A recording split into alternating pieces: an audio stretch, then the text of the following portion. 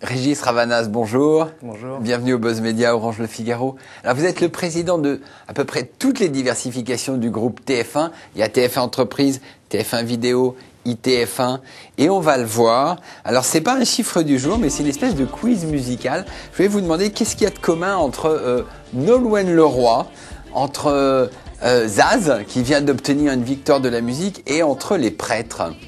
Vous êtes Nous sommes producteurs et coproducteurs de ces projets-là.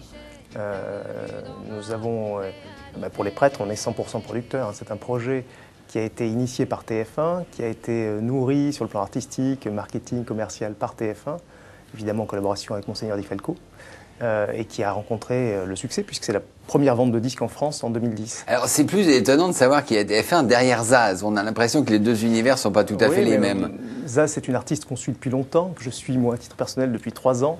Et nous avons proposé au producteur du projet, qui est la société Playon, de nous associer, de devenir coproducteur, parce qu'on croyait en cet artiste et ça a été une très très grande révélation de l'année. Vous l'aviez dit, victoire de la musique, ça a été la chanson de l'année aussi sur TF1 et 500 000 disques vendus, un succès en France mais aussi à l'étranger. Elle a été numéro 7 en Italie, numéro 5 en Allemagne. Elle va sortir aux États-Unis et en Angleterre. Ça n'arrive jamais pour une artiste qui s'exprime en français. Mais alors, ce qui est assez étonnant, c'est que là, en 2010, sur les 7 premiers albums, TF1 a produit les 7 premiers albums de oui, alors, voilà. Mais coproduit ou en coexploitation. Ce ne sont pas tout à fait les mêmes modèles.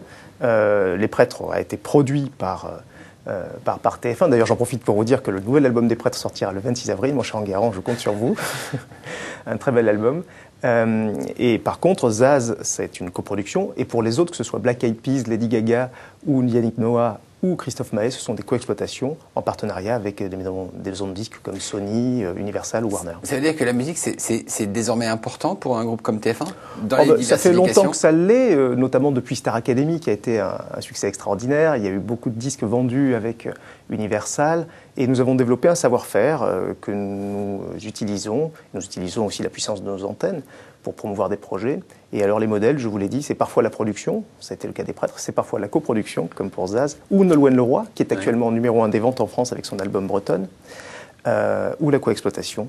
Et c'est vrai qu'en 2010, on a eu carton plein avec les 7 premières ventes en France. D'ailleurs, un album sur 10 vendu en France en 2010 est un album TF1. D'accord. Alors, qu'est-ce qu'il y a de commun entre Lady Gaga et les Prêtres ? Il y a une ligne éditoriale ou alors vous investissez un peu partout ? Non, notre souhait, c'est d'accompagner des projets qui peuvent rencontrer le plus grand nombre. TF1, ça s'adresse à tout le monde et nos projets doivent être larges et puissants. C'est pour ça qu'on cherche des projets extrêmement fédérateurs. Autre diversification, les comédies musicales. Alors là, vous étiez aussi derrière la comédie Mozart, qui a remporté, enfin qui a 1 million à peu près plus d'1 million de spectateurs, voilà. 700 000 disques vendus.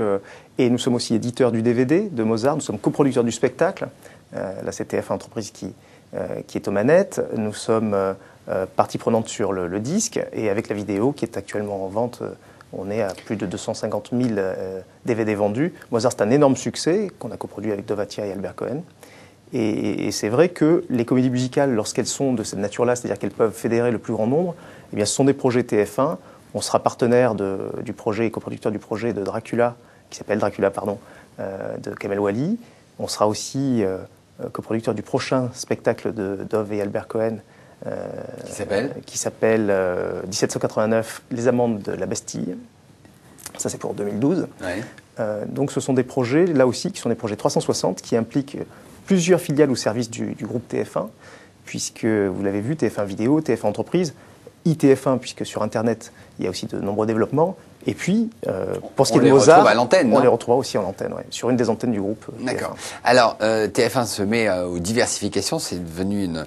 C'est pas nouveau, hein, puisque TF1... Non, mais ça commence à devenir important dans les chiffres d'affaires et dans les résultats. Votre modèle, c'est M6, d'où vous venez ? C'est vrai que je viens d'M6, mais M6 est un concurrent de grand talent.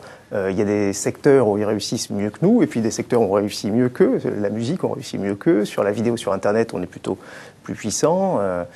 Mais oui, c'est vrai que M6 est une entreprise très talentueuse, oui. Alors, vous venez de prendre la présidence de TF1 Vidéo. TF1 Vidéo est toujours une grosse filiale de TF1, mais on voit le chiffre d'affaires du DVD décline. Je crois qu'ils ont perdu à peu près un tiers par rapport au top. Est-ce que c'est remplacé par la vidéo à la demande? Ça va l'être petit à petit. Pas encore, mais le marché est passé de 1,8 milliard à 1,5 milliard, donc le marché a décru. On voit qu'aujourd'hui, enfin en tout cas en 2010, entre le Blu-ray, qui est aussi un support important, puisque c'est le support haute définition et qui se substitue petit à petit au DVD, entre le Blu-ray donc, et la vidéo à la demande sur Internet, on est déjà autour de 20% du marché. En 2013, on sera à 50%. Donc ça va aller vite. Et effectivement, ces nouveaux supports vont permettre au marché de repartir dans une croissance, alors qu'effectivement, depuis 3 ans, on était plutôt dans une décroissance, voire stabilité. Alors, on avait vu en 2009, la plupart des activités diversification étaient dans le rouge.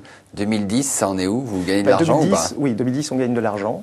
Parce que d'abord, le marché est reparti. Ensuite, nous avons arrêté certaines activités, lancé de nouvelles activités. On a eu la main heureuse, notamment en musique et sur d'autres sujets.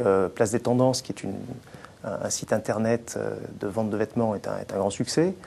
Nous avons aussi rencontré le marché avec la vidéo sur Internet. Vous savez que nous avons 2 services de vidéo sur Internet. L'un qui est piloté par TF1 Vidéo, là c'est la vidéo à la demande. Oui. Ce sont des films, des spectacles, des séries qui sont vendus au paiement à l'acte. Et puis nous avons aussi la Catch-up TV, ce qu'on appelle la télévision de rattrapage, qui elle est proposée par ITF1. Et là le modèle il est publicitaire. Bon, désormais le marché est là, c'est-à-dire que les annonceurs sont intéressés par ces vidéos-là, sont prêts à placer leurs spots avant ou à l'intérieur ou au milieu de ces vidéos. Ça devient rentable. Et là, oui, ça devient rentable, absolument. Régis Ravana, je vous remercie et nous nous retrouvons demain avec un nouvel invité. Merci beaucoup. Bonne journée.